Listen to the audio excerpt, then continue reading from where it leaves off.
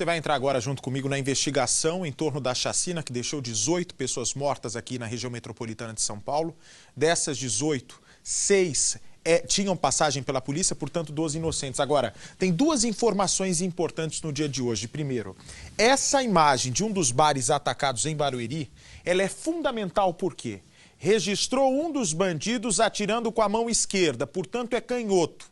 A polícia nesse momento está fazendo o levantamento de todos os guardas civis metropolitanos de Barueri que costumam atirar com a mão esquerda, vão recolher essas armas para pegar as cápsulas encontradas no local da chacina e fazer o confronto com o armamento utilizado pelos guardas civis metropolitanos. E atenção, Brasil, para a informação importantíssima desse caso também.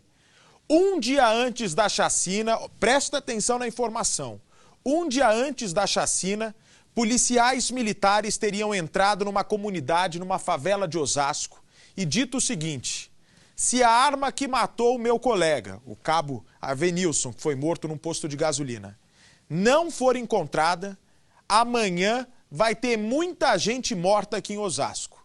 A arma não foi encontrada e as mortes aconteceram. E hoje, a Comissão Interamericana de Direitos Humanos condenou o assassinato das 18 pessoas e cobra do governo de São Paulo uma investigação ainda mais rigorosa em torno da chacina. Veja comigo. No mesmo horário em que os ataques começaram, flores, cartazes e orações na calçada. Durante o dia, gente desconfiada nas janelas e quase ninguém querendo falar.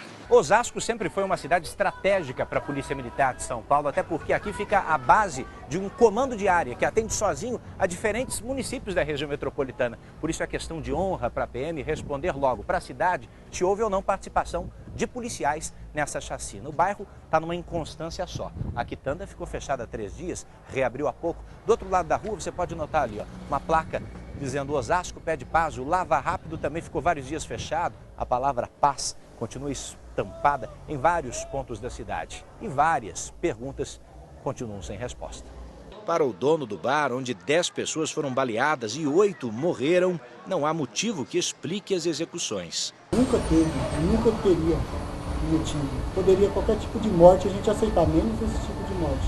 Entre os mortos está o irmão dele. Juvenal só escapou porque não trabalhou na noite da chacina. 8 dias depois, a polícia ampliou o foco da investigação. Agora, policiais de 2 batalhões de Osasco, não apenas o 42º, onde trabalhava o cabo Avenilson de Oliveira, morto num posto de combustível durante uma tentativa de assalto. Essa morte e a do guarda civil Jefferson Rodrigues, assassinado ao reagir a um assalto, são as possíveis motivações para a série de ataques. A polícia diz ter evidências de que 3 grupos agiram em Osasco e Barueri e já teria a identificação dos veículos usados. Na ouvidoria das polícias, a cobrança é para que esta chacina não termine como outras, sem punições. É necessário, é indispensável que seja elucidada essa chacina para que a Polícia Militar não perca o seu crédito que existe junto à população. O ouvidor das polícias, que é esse senhor que acabou de falar na reportagem, ele tem um trabalho independente, ele não é subordinado ao secretário de Segurança Pública de São Paulo. Por que eu estou dizendo isso? O secretário de Segurança Pública falou essa semana o seguinte, que a chacina de Osasco e de Barueri não tem relação com aquelas mortes que aconteceram uma semana antes também na mesma região, que terminou com os ataques que terminaram com 5 ou 6 mortos. Eles não tratam esses ataques como chacina. Só que para o ouvidor da polícia de São Paulo, não. O que acontece? Ele diz o seguinte, que primeiro, um dia depois, um dia nada, 15 horas depois da morte do cabo da Força Tática no posto de gasolina, 15 horas depois, 6 pessoas apareceram mortas. Ninguém ficou sabendo, não deu repercussão no Brasil. Aí o que o ouvidor acredita? Que, como não deu repercussão nenhuma essas mortes, eles promoveram um outro ataque e aí explodiram e mataram 18.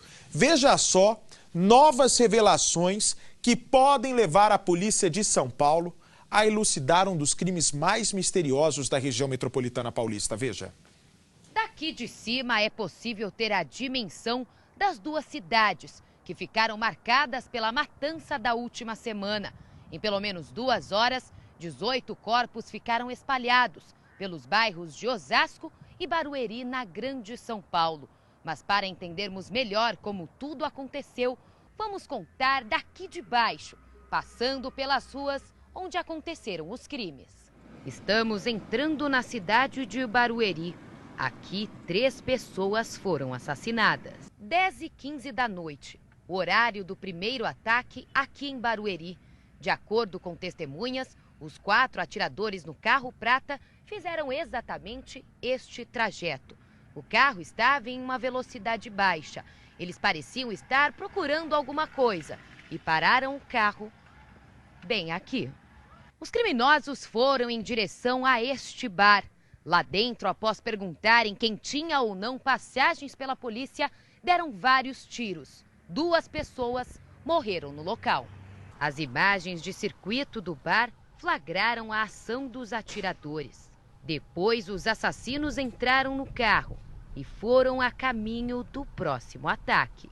Eles percorreram cerca de 9 quilômetros. Estavam a caminho do bairro Engenho Novo, também em Barueri.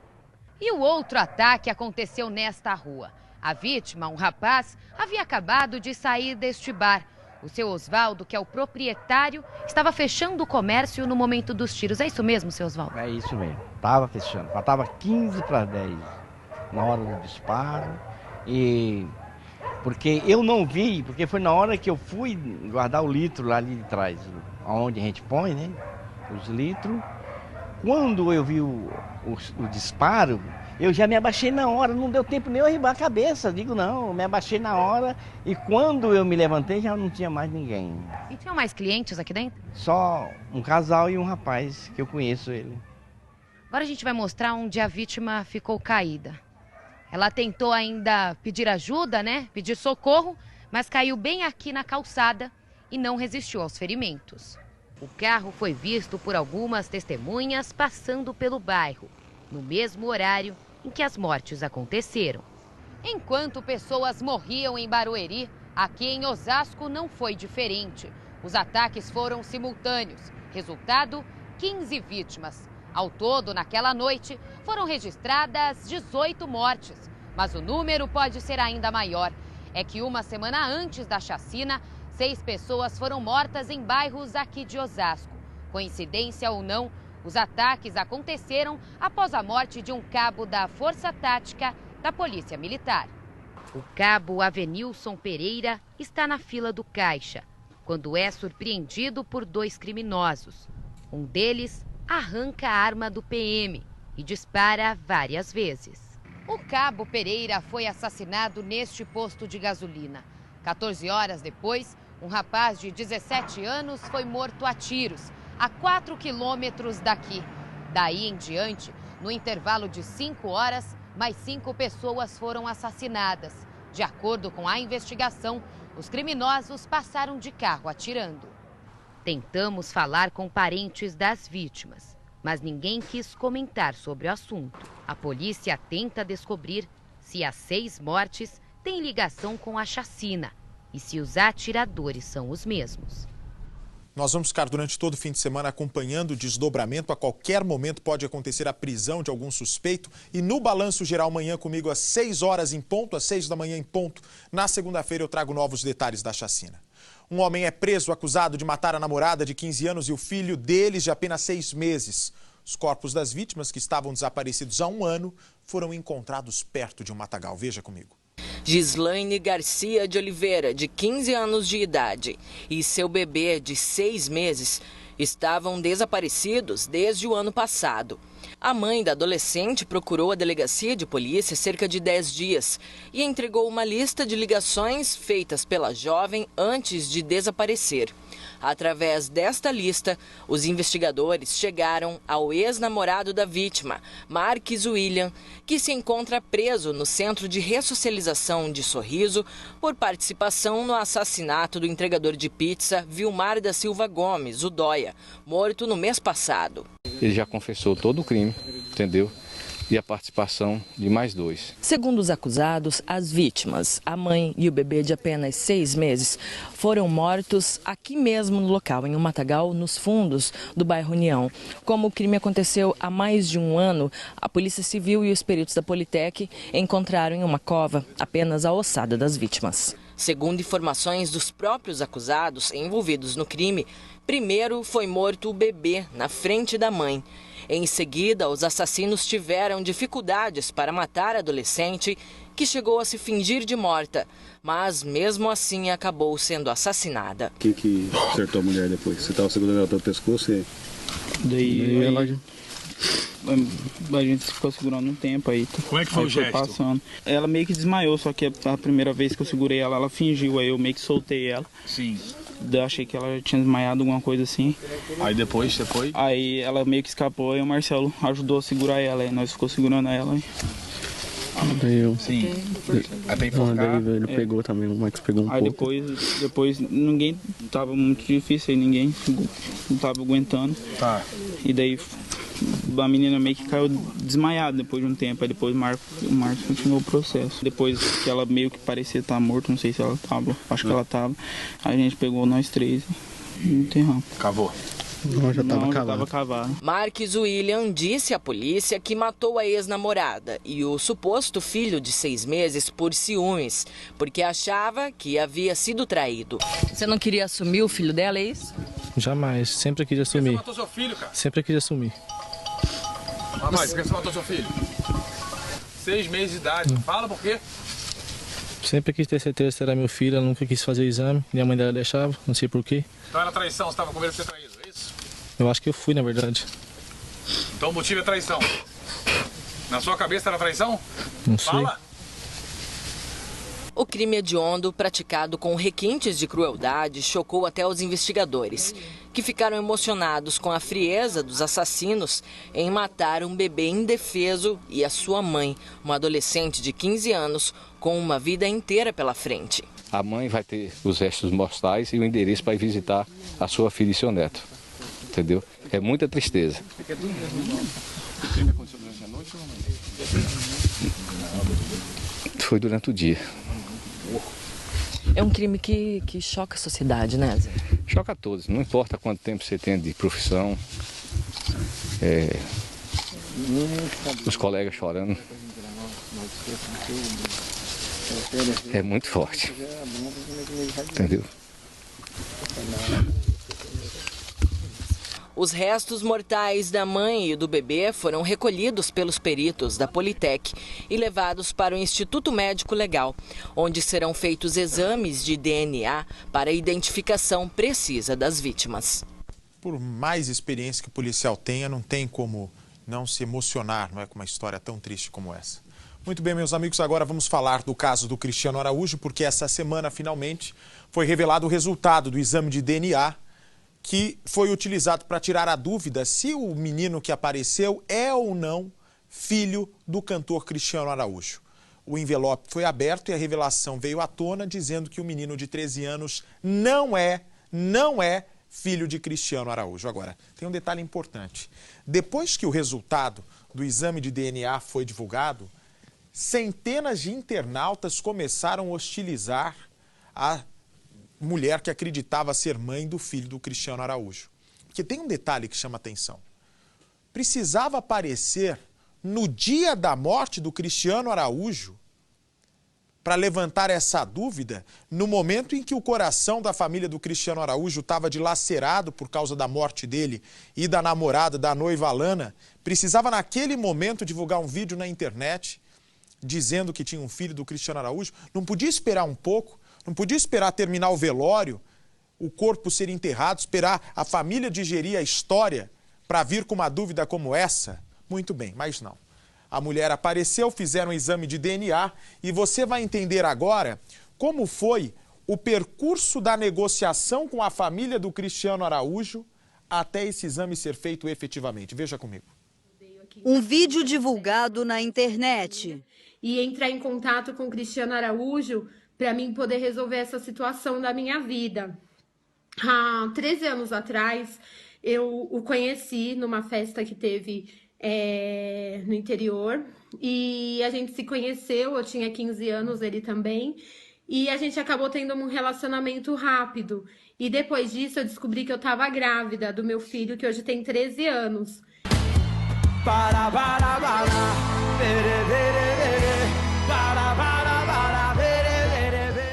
Em pouco tempo, milhões de acessos. Entendeu? Eu acho que o meu filho tem o direito de saber se ele é o pai dele realmente.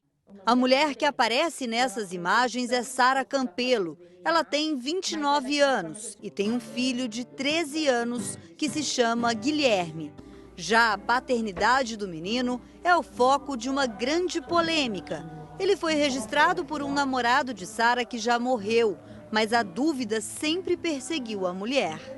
Em 2011, quando a Sara começou a observar um pouco melhor aquele cantor que estava fazendo tanto sucesso, assistindo as entrevistas, os shows, pela televisão, ela se lembrou do que eles então teriam vivido no ano de 2001.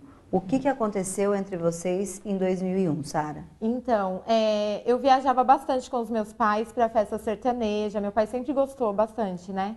Então, a gente, viajando, eu acabei conhecendo o Cristiano numa festa da cidade e nos conhecemos, ficamos amigos lá naquele momento e acabou acontecendo. A gente saiu de lá e nos envolvemos.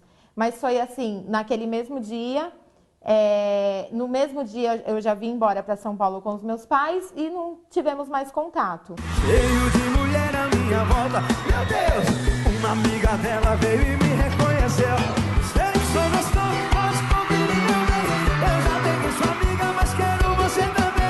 Só que nessa época, a Sara morava aqui em São Paulo e quando ela voltou de viagem, cerca de 15, 20 dias depois, ela descobriu que estava grávida.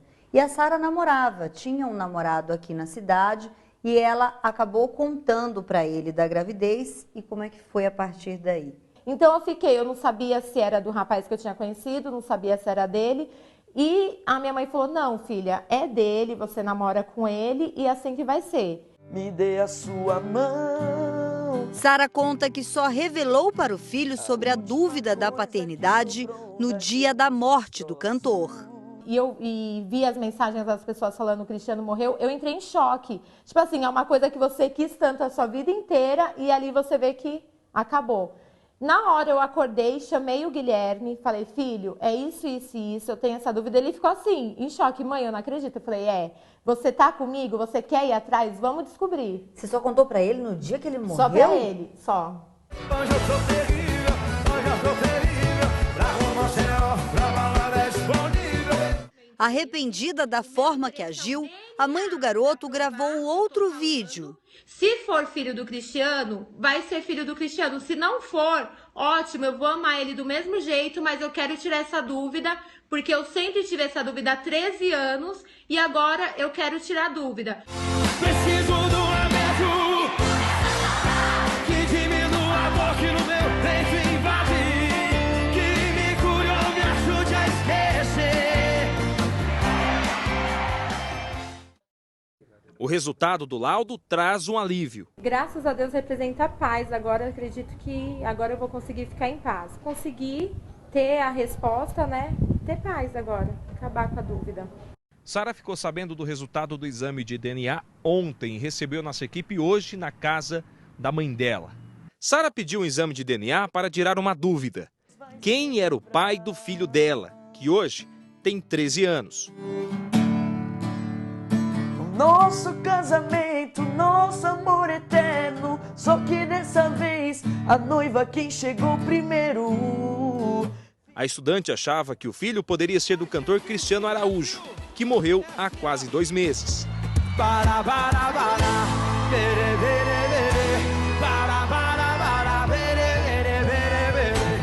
Mas o resultado é claro. O cantor não é pai biológico de Guilherme. O caso teve muita repercussão nas redes sociais. Tudo começou quando Sara publicou um vídeo dizendo que Cristiano Araújo poderia ser o pai do filho dela. Há 13 anos atrás, eu o conheci numa festa que teve no interior. E a gente se conheceu, eu tinha 15 anos, ele também. E a gente acabou tendo um relacionamento rápido. Isso logo depois da morte do cantor. Muitos ficaram a favor e outros contra a decisão de Sara. Você se arrependeu de colocar essa história nas redes sociais, de tornar toda essa história pública? Totalmente, totalmente. Porque assim, como eu já falei...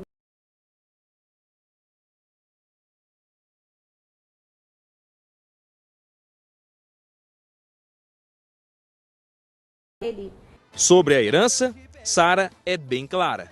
Assim, se eu quisesse tanto dinheiro dele, eu teria ido atrás dele assim que ele estourou, começou a fazer sucesso, eu teria ido atrás, entendeu? Não era pelo dinheiro, porque assim, o Gui ele nunca teve um pai presente, que o pai dele faleceu quando ele tinha 3 anos.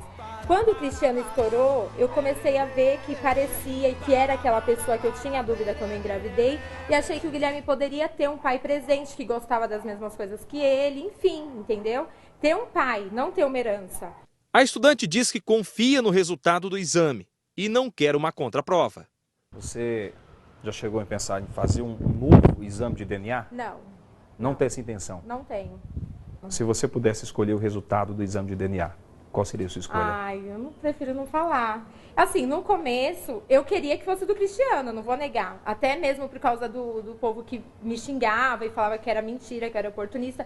Eu pedi a Deus que fosse pra mim poder mostrar pra todo mundo que o que eu tava falando era verdade.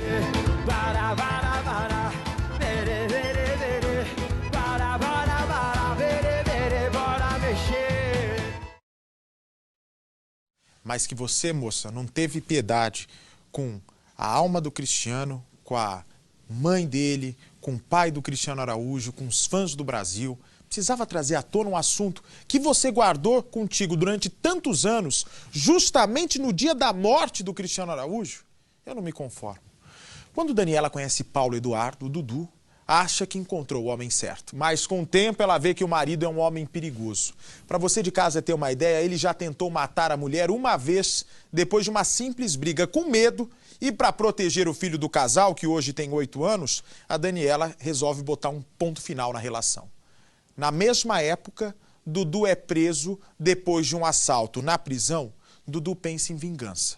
Ele então, beneficiado aí por esse sistema penitenciário ridículo do Brasil, ele ganha o benefício da saidinha do Dia dos Pais, sai da cadeia. E esse momento, a saída da cadeia, veio no momento exato que ele estava com ódio dentro dele e no dia do aniversário da ex-mulher.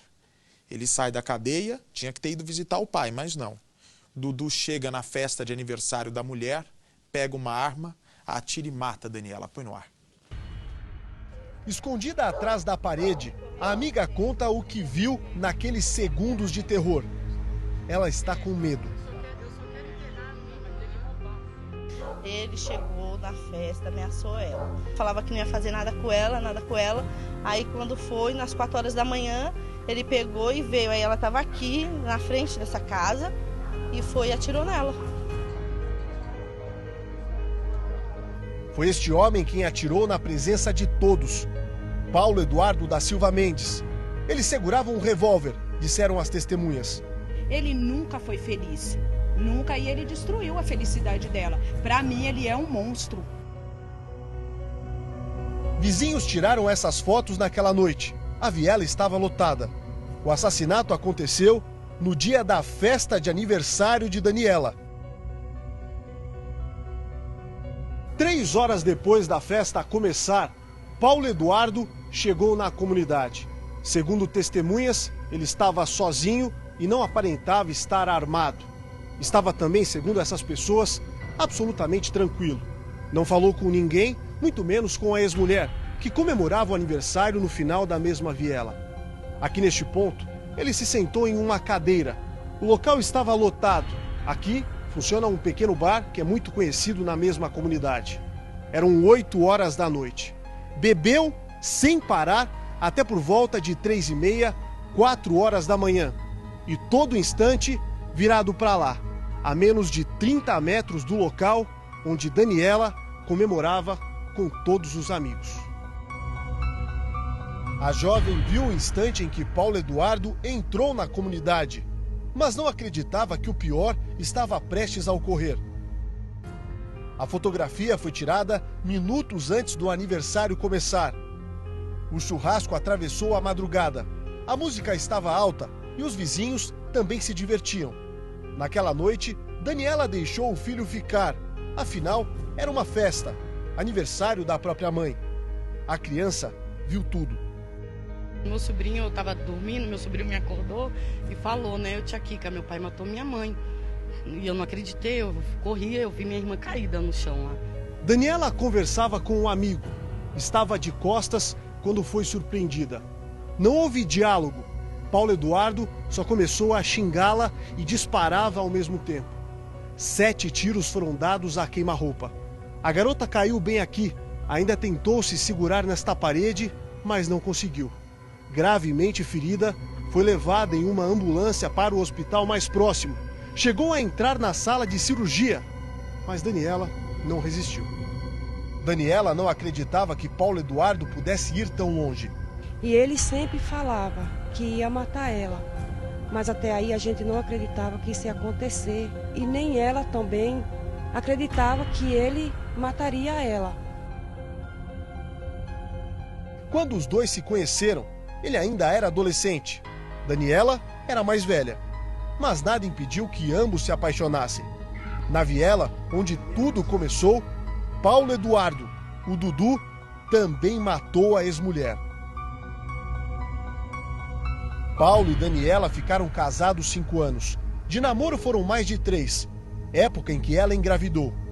Paulo, segundo a família e amigos, sempre foi um homem violento. Mais do que isso, os vizinhos também contaram que ele chegou a ser preso, mas conseguiu sair da cadeia.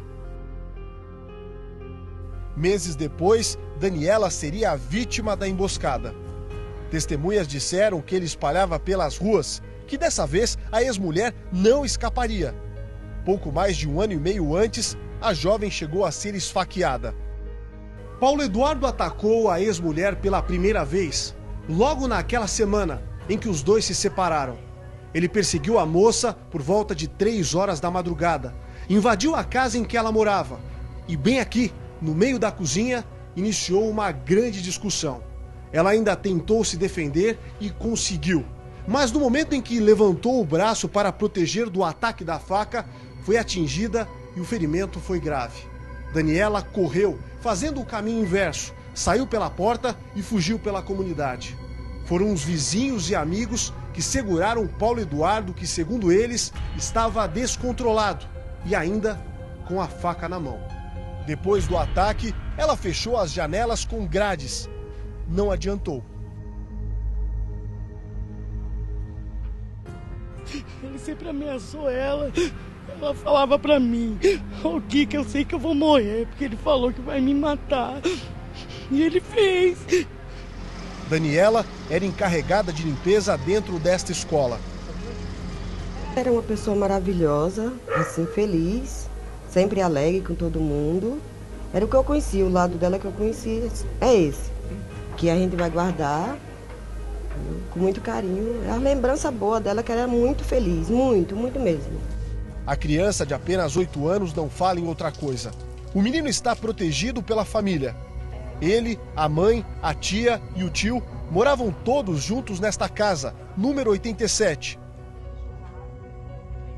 Daniela morreu a menos de 5 metros dali. Foi assassinada na viela onde cresceu, cercada por amigos. Foi executada no dia em que completava 32 anos. Me revolta e muito. Ele tá lá, viu? É bem perto. Ele tá bem perto. Só temo assim, por causa do meu sobrinho, né? Que ele vai querer pegar meu sobrinho. Ele matou ela e ficou impune a morte dela. Ele tá aí, se divertindo, tá saindo, tá vivendo a vida dele e ela. Quero lembrar vocês que hoje à noite eu estou no programa do Marcos Mion, no Legendários. Não perca, logo depois da Sabrina. Olha, Brasil, a polícia caça uma quadrilha que invadiu uma casa e roubou um cofre com mais de 20 mil reais. Várias viaturas, motos e até um helicóptero foram utilizados no cerco dos criminosos. Põe no ar. Poucos minutos após o assalto à casa da família, a polícia começou uma perseguição para prender os criminosos. Viaturas e até o helicóptero foi usado nas buscas. A gente está acompanhando agora aqui o trabalho dos militares do helicóptero que estão ajudando na busca dos criminosos. Depois que eles abandonaram a picape, eles fugiram por esse matagal aqui. Os militares agora estão fazendo buscas para tentar localizá-los. Do alto, os militares buscavam os rastros da dupla. No meio do matagal, os policiais se dividiram em várias equipes, a pé e com a ajuda de um cachorro, de moto e também em viaturas. Depois do roubo, os militares conseguiram localizar o carro que os bandidos fugiram. Os criminosos então abandonaram a picape próximo ao Conjunto Belvedere aqui em Montes Claros e deixaram para trás também o cofre que eles levaram. A gente pode ver aqui ele todo arrombado. Os bandidos levaram cerca de R$25 mil e logo em seguida fugiram na direção desse matagal. Na fuga, os bandidos deixaram para trás apenas 10 centavos. A vítima, de 65 anos, está assustada. Foram 10 minutos de medo e muita tensão nas mãos dos criminosos. Eles chegaram, já me pegaram no fundo, eu estava de costas, né? E depois que eles me pegaram, já amarraram eu dentro do fundo da minha casa. Estava sozinho na hora lá e minha esposa já estava amarrada do outro lado. Mais ou menos uns 10 minutos, pelo menos. Segundo o idoso, os assaltantes tocaram a campainha e renderam a esposa dele. Pela conversa dos bandidos, a vítima acredita que eles sabiam da rotina da família. Falou que se eu calasse, não calasse a boca, que eles me matavam. Aí eu peguei e fiquei calado. Aí eles pegou, me amarrou, pediu que queria dinheiro, que era um assalto, né? O idoso e a esposa foram amarrados enquanto os bandidos pegaram o cofre que estava na parte de cima da casa. Em seguida, eles fugiram na picape da vítima. Apanharam o cofre em cima do apartamento, meu, em cima da minha casa, e desceu o armário e o cofre, e desceu no meu carro e saiu na porta, com o meu controle do meu portão. Com as informações vindas da equipe do helicóptero e também dos militares que faziam buscas por terra, a polícia conseguiu identificar os criminosos. Nós começamos a linha de busca pelo carro que deu a fuga. Ele foi encontrado com uma pessoa e aí foi pegado informações dos outros possíveis autores. Depois de mais de 5 horas de busca, com a ajuda do helicóptero do Corpaé, os militares conseguiram localizar a casa de um dos suspeitos. E nesse momento vão fazendo buscas pelo local para encontrar o dinheiro que foi roubado e também prender os criminosos. Dentro da casa, os militares vasculharam todos os cômodos e encontraram esta espingarda de ar comprimido. Na casa também a polícia encontrou 2 sacos de milho que estavam na picape que foi roubada. Em uma outra casa, a polícia encontrou maconha e uma balança de precisão. Foram recuperados quase R$4 mil do dinheiro roubado. Na perseguição, um dos suspeitos atirou contra os policiais. A arma usada por ele, esse revólver calibre 38, foi apreendido. Uma adolescente e 2 rapazes foram detidos. Outras pessoas podem estar envolvidas com o roubo. Ainda nesse assunto, eu vou direto até Belo Horizonte. Elvert Moreira é o repórter que tem novas informações. Boa noite, Elvert. Boa noite, Bate. Boa noite a todos. Olha, a adolescente que participou desse crime, ela cumpre medida socioeducativa. Os outros 2 que participaram estão presos. A novidade nesse caso, Bate, a novidade que chega agora pouco para nós, para você que acompanha o Cidade Alerta, é que esses 2 homens que participaram desse crime e levaram no primeiro momento cerca de R$25 mil, lembrando que 5 foram recuperados, ou seja, parte, esses 2 podem estar envolvidos numa reportagem que você mostrou agora há pouco, em outro crime, daquelas pessoas que participaram ali do roubo no salão de festas, onde jogavam pôquer, 50 pessoas estavam no momento, reportagem exibida agora há pouco, esses 2 podem então estar envolvidos neste outro crime. É a novidade de tudo isso, a polícia investigando. No desenrolar dessa semana, a polícia vai concluir esse caso. Bate. Valeu, me dá o helicóptero da Record, me dá o helicóptero da Record. Você vai vendo junto comigo um policial militar e um bandido. A informação confirmada acaba de me chegar que um bandido estava cometendo assaltos na região do bairro da Cachoeirinha, quando de repente se deparou com uma viatura da polícia, trocou tiros. Tanto o bandido quanto o policial foram baleados na rua Condessa Amália Matarazzo, na zona norte de São Paulo. De acordo com a PM, 2 bandidos estavam sendo perseguidos, desceram do carro e iniciaram essa troca de tiros. O policial militar foi baleado no ombro, foi levado direto para o hospital da Cachoeirinha. Um dos bandidos fugiu e um outro foi baleado no peito e também foi levado até o hospital. Que sábado complicado aqui em São Paulo, hein?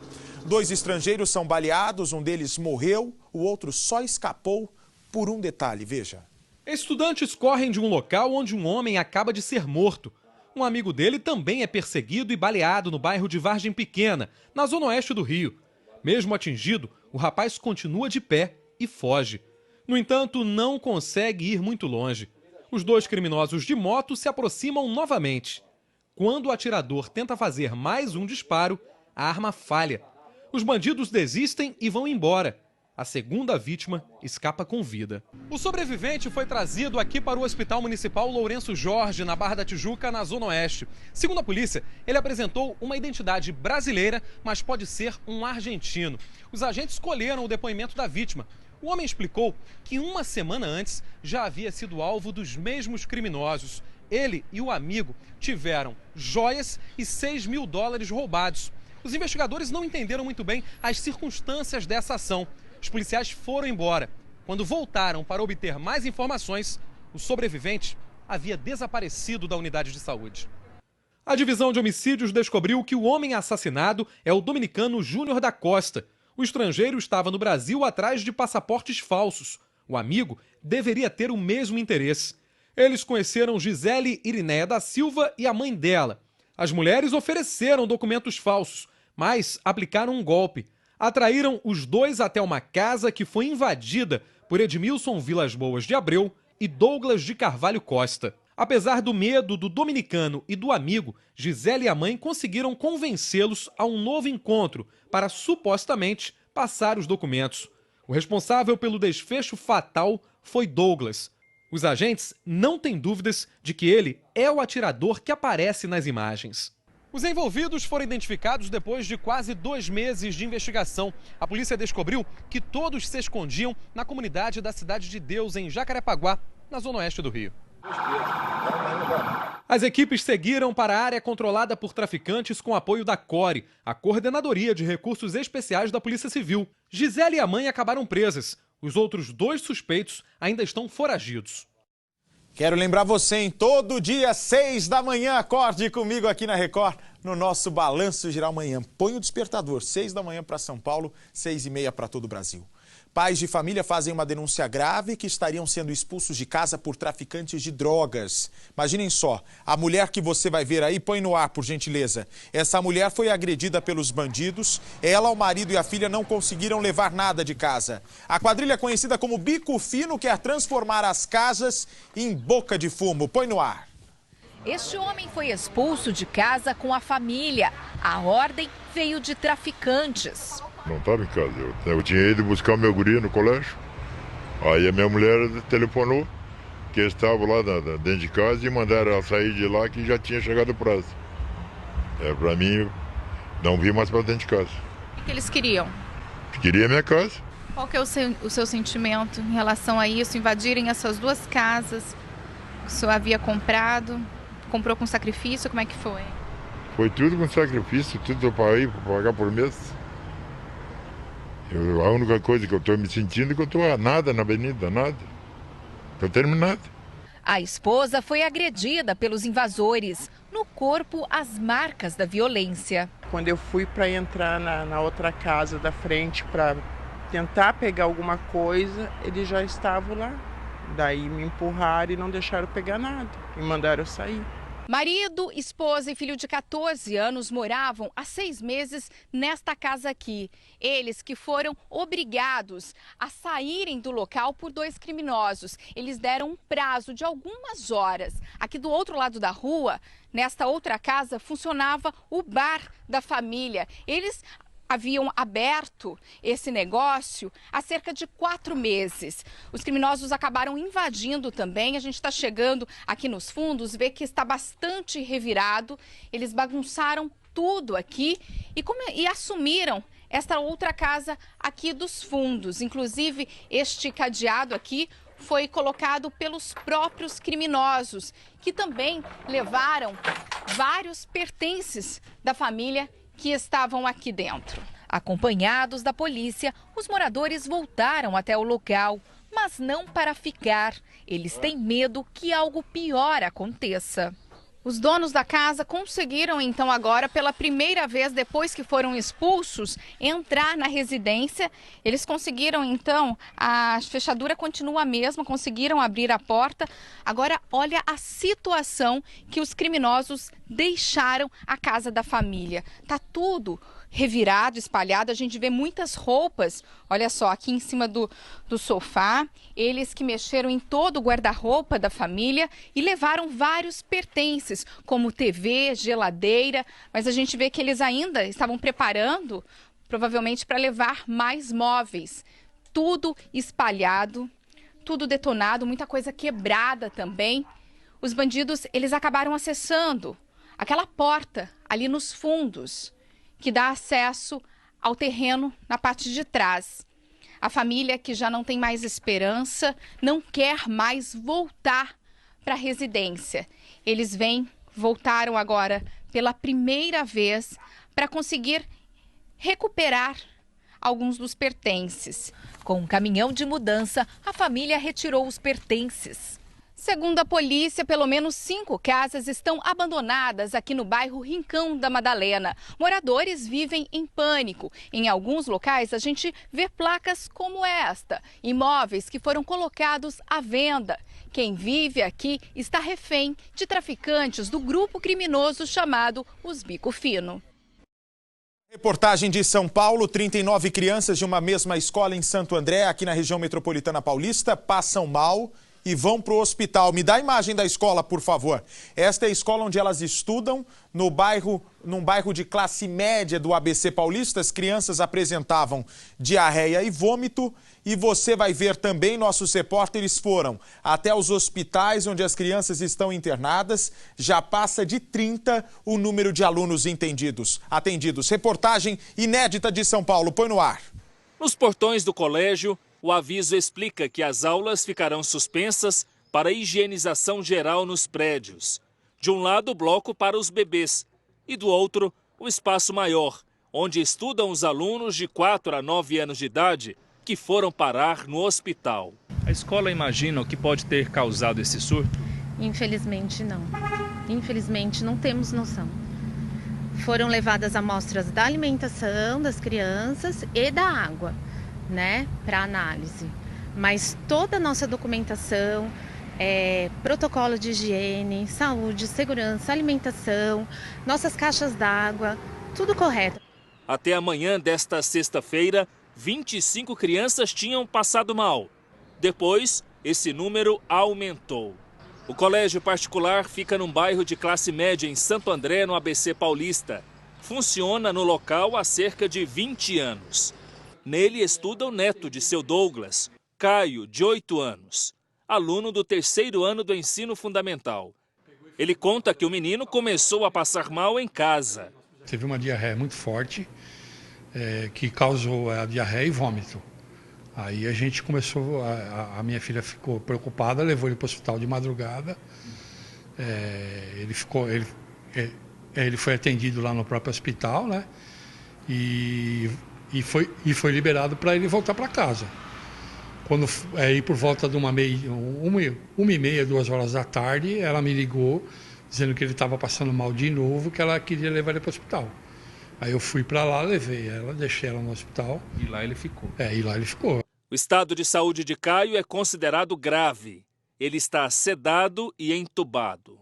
Ele fez uma cirurgia no intestino para ver se existia se a bactéria tinha perfurado o intestino, mas abriu e viu que não, que estava tudo bem.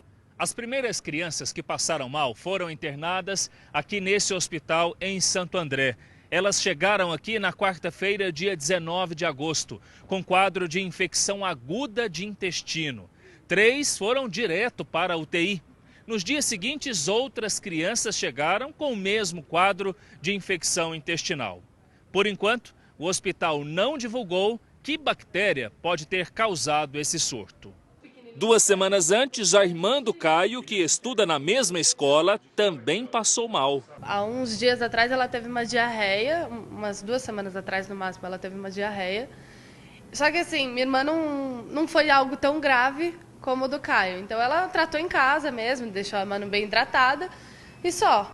A vigilância sanitária esteve no colégio e coletou amostras de água e de alimentos para investigar a causa do surto. A tia do Caio conta que algumas crianças contaram para as mães o que elas tinham comido antes de passar mal. As mães voltaram para a UTI para perguntar para as crianças o que elas tinham comido. E eu vi uma relação com o macarrão, mas eu não posso afirmar que foi o macarrão ou se foi a água, a gente não sabe ainda. A maior parte dos alunos internados estuda no período integral ou semi-integral, que inclui almoço para as crianças. No começo da próxima semana, deve sair o primeiro exame para detectar o tipo de bactéria que atacou as crianças. E uma dupla de ladrões é presa em flagrante na zona oeste de São Paulo. Eles tinham acabado de sequestrar um idoso. Veja comigo. Um dos bandidos que mantinha o idoso refém é menor de idade. O adolescente de 17 anos e um comparsa seguiam com a vítima pela rodovia dos Bandeirantes, que liga São Paulo ao interior paulista, quando uma equipe do Tático Ostensivo Rodoviário tentou uma abordagem. Avistamos um veículo com 2 indivíduos e um senhor aí com óculos escuros, uma atitude suspeita. Em alta velocidade e com a vítima mantida refém, os bandidos tentaram fugir da equipe da Polícia Rodoviária. Eles vieram da rodovia dos Bandeirantes neste ponto e entraram na Marginal Tietê, sentido zona leste da capital paulista. Aqui, segundo os policiais, bateram em vários carros que estavam parados no congestionamento. Mesmo assim, mantiveram a fuga. Os ladrões foram em direção a esta avenida na zona oeste da capital, que fica paralela à Marginal Tietê. Aqui eles abandonaram o carro com a vítima dentro e tentaram escapar a pé, mas foram presos. O primeiro aí foi encontrado com ele os pertences à vítima e o segundo indivíduo aí foi encontrado com ele um simulacro. Aliviado por não ter se ferido, o idoso preferiu não gravar entrevista. Os objetos pessoais dele, que haviam sido roubados, foram devolvidos à vítima. A arma de brinquedo foi apreendida. Uma segunda arma, usada na ação, não foi encontrada. Igor e John Kennedy são amigos no crime há muito tempo. Os dois olham Stephanie, amiga, indo para a academia. Um olha para o outro e fala, essas daí tem jeito que a gente rouba fácil. O outro fala, é verdade. Foram lá e acharam que iriam roubar os celulares das duas. Foram, abordaram as meninas, pegaram o celular e fugiram de moto. Mas os bandidos eram tão ruins de volante, de moto, que bateram na primeira esquina. A Stephanie, a vítima, saiu correndo, pegou o celular de volta e ainda começou a brigar com os bandidos. Depois, ela chamou a polícia. Quando a polícia chega, repara o que acontece para o John Kennedy. Igor Silva Barbosa, de 22 anos, e John Kennedy Vieira dos Santos, também de 22, se deram mal depois que roubaram o celular da Stephanie. Ela e Patrícia estavam indo para a academia quando foram surpreendidas pela dupla. Eu estava com o telefone assim, ele foi lá, parou, no que ele parou, ele falou assim, passa o celular. Aí simulou que estava armado, né? Aí eu peguei, fiquei na minha, ele falou, puxou o telefone. Quando ele puxou o telefone, ele montou na moto e levantou a placa da moto. Ela carregava o celular nessa capinha. Segundo as vítimas, os rapazes não mostraram nenhuma arma. Mas John Kennedy, que era o garupa da moto, disse que o revólver estava escondido debaixo da blusa. Depois de roubar as duas jovens, os bandidos fugiram de moto em alta velocidade por esta rua. Nesse cruzamento, eles bateram na lateral daquele outro veículo ali.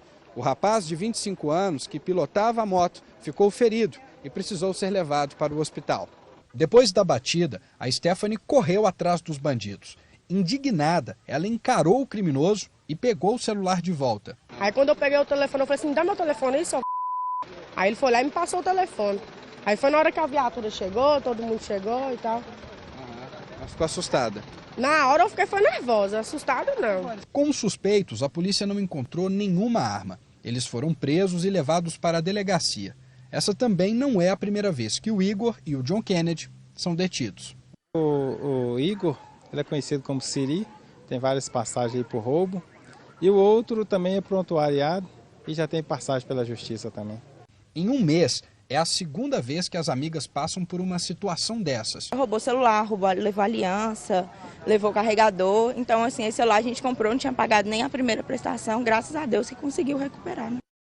Me chegou agora uma imagem que é impressionante como ainda tem gente que cai no golpe do bilhete premiado. Uma viúva aposentada estava passando pela rua quando foi abordada por um golpista e ele falou o seguinte, olha, eu tenho esse bilhete, você me dá 34 mil reais e eu te dou esse bilhete, depois você saca os 100 mil desse bilhete premiado. Não é que a mulher acreditou? E presta atenção, só nessa agência que eu vou mostrar aqui para você, ela fez um empréstimo de R$14 mil e eu tenho o momento exato em que ela entrega o dinheiro para o golpista. Quer ver? Põe no ar a imagem, por favor. Repara. São imagens que vão me chegando. Ela acreditou, tadinha. Não é possível. Esse é o golpista. Esse senhor de cabelo branco é o golpista. Você vai vendo junto comigo, olha, essa é a senhora, ela já estava achando que estava levando 100 mil. Então ela está dando 14 mil para o golpista vira as costas como se estivesse tudo certo. E ela vai embora feliz da vida, falando, bom, 100 mil, vou dar 34 mil para ele, vai me sobrar 66 mil reais, vou poder reformar minha casa, vou dar um carro novo para o meu filho. Minha senhora, esse golpe é velho para burro e a senhora me cai nele. Põe no ar a reportagem. A idosa vai ao caixa do banco, acompanhada por um homem bem vestido de cabelos grisalhos. Ela solicita um empréstimo no valor de R$14 mil, retira a quantia e repassa na hora para o homem. Ela deixa a agência sem perceber que acabou de ser vítima de um golpe. Dona Maria é viúva e aposentada. Foi vítima do famoso conto do Paco. E como é que isso funciona? Vou te contar.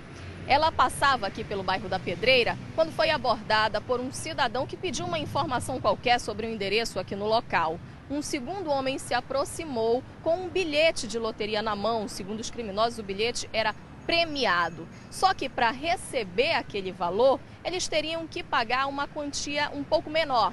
E é aí que entra o golpe. Dona Maria foi levada a uma agência bancária, teve que sacar no total R$34 mil em 2 agências e entregar aos criminosos. A proposta era de que ela receberia, no final das contas, mais de R$100 mil. O caso foi registrado na seccional da Pedreira. Até agora, ninguém foi preso. A polícia quer identificar um dos criminosos com a ajuda das imagens cedidas por uma das agências bancárias. Segundo a polícia, as vítimas são geralmente idosos aposentados e os estelionatários usam estratégias para ganhar a confiança. Atenção para a reportagem, 2 criminosos são presos depois de tentar aplicar na mesma pessoa o golpe do celular falsificado. Mais um. Eles vendiam o pior tipo de imitação que existe no mundo como se fosse original. Me dá a imagem dos golpistas, por favor. São esses 2 os bandidos. E esse é o aparelho que eles vendiam como se fosse original. Nem tela tem. Como é que pode? A pessoa cai num golpe que nem tela tem o celular. Põe no ar. Esse rapaz, que não quer se identificar, trabalha como motoboy. Conta que durante 5 meses juntou R$1.200 suados para comprar um aparelho celular. No camelódromo de Campinas, foi abordado por um homem no corredor que ofereceu o celular que ele queria pela metade do preço. Ele pagou à vista. Colocou embrulhado, me entregou, eu guardei, passei o dinheiro para ele e já tirei em seguida para conferir. No que eu tirei em seguida para conferir, não era o original. Quando eu já olhei para frente, ele já tinha sumido, não apareceu mais. Ele ficou no prejuízo com esse protótipo na mão, que nem tela de celular tem, apenas o peso e o formato. Por coincidência, essa semana, ele encontrou o mesmo rapaz que aplicou o golpe nele num site de vendas. Ele reconheceu o golpista pela foto e dessa vez foi mais esperto que ele. Encomendou o celular, combinou o preço e o local para entrega. Só que foi acompanhado de policiais. Ele veio com um celular que não era o original.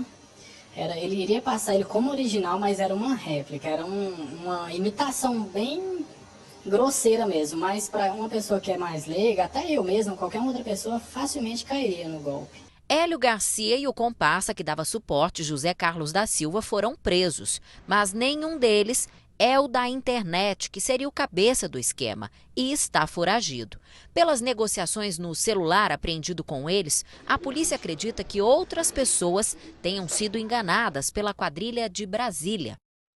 A polícia prende um bandido conhecido como assaltante da máscara. Ele foi pego em casa e atacava clínicas e laboratórios. Põe no ar. Essas imagens gravadas pela polícia mostram o momento em que Ricardo Alves de Oliveira, de 36 anos, foi preso. Ricardo aterrorizava desde o início do ano funcionários de clínicas e laboratórios de Goiânia. Há 3 meses, vinha sendo investigado pela polícia, que começou a procurar por um tal assaltante da máscara.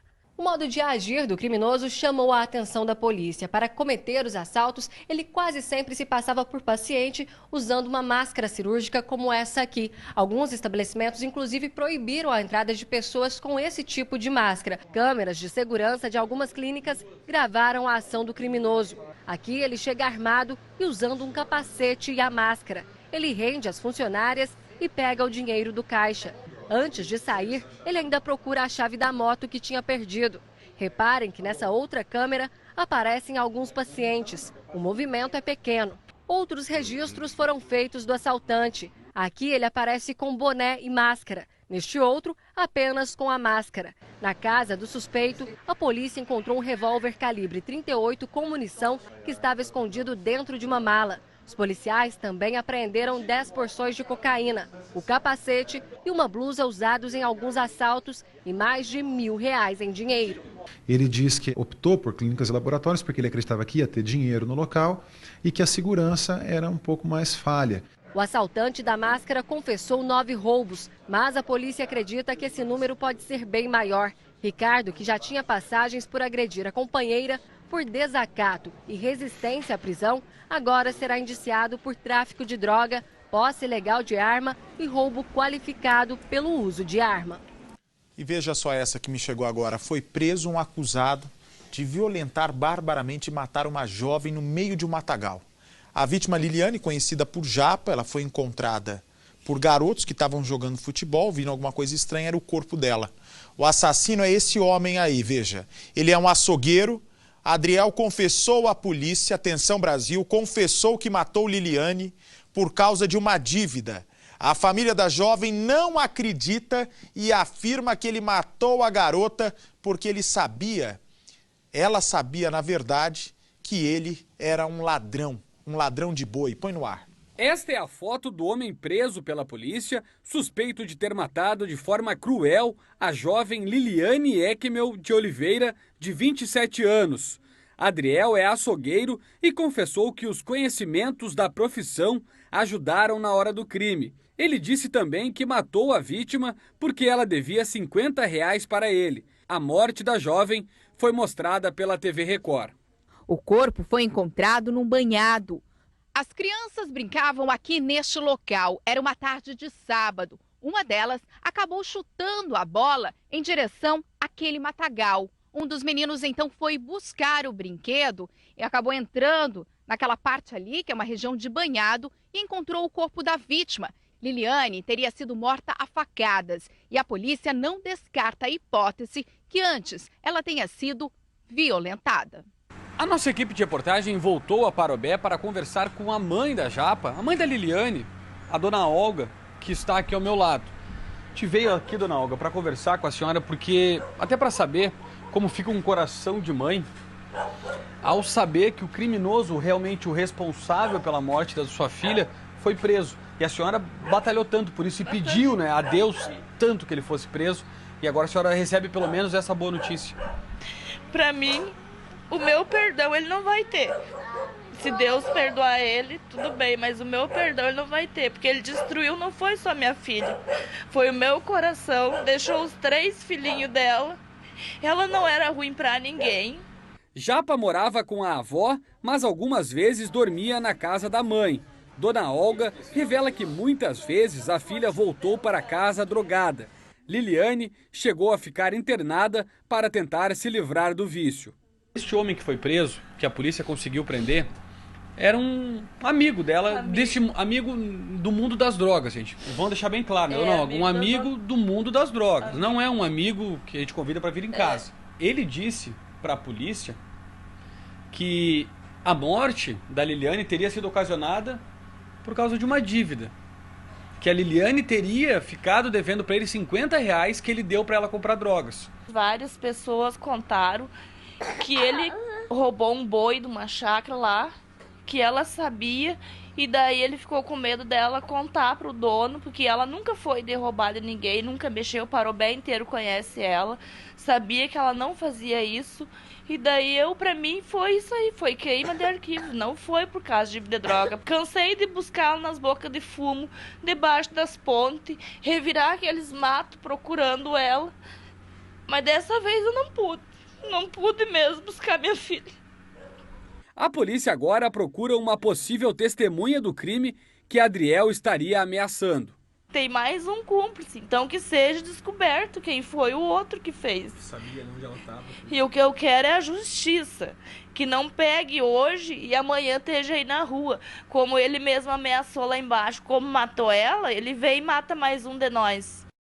Mas sem dúvida nenhuma, isso que a mãe da menina pede é o mínimo, é o básico que tem que acontecer. Uma investigação rigorosa para saber em que circunstâncias e qual o verdadeiro motivo aconteceu esse assassinato. Muito obrigado pela grande audiência desse sábado. Eu estou de volta. Gente, coloca o despertador, por favor. Segunda-feira, 6 da manhã para São Paulo, 6h30 para todo o Brasil. Te espero no nosso Balanço Geral amanhã. Vem aí o Jornal da Record. Um bom fim de semana para você.